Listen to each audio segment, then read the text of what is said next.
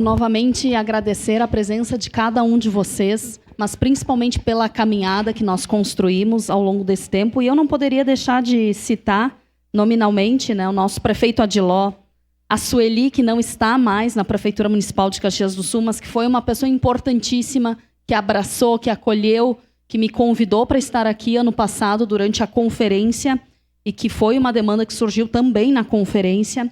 A Grégora, né, que foi fundamental nesse processo, também o Cassina, e aqui na Câmara Municipal de Caxias do Sul, a Andressa Bosler, né, que eu acho que se todos os vereadores tivessem uma assessoria tão competente quanto a que eu tenho, em teu nome, Andressa, mas parabenizando todos os demais colegas que são da minha assessoria, eu tenho certeza que muita coisa aqui iria ter a agilidade e a efetividade que a população precisa lá fora. Então, mais uma vez, muito obrigada pela presença de cada um de vocês e a todos que tornaram esse projeto possível.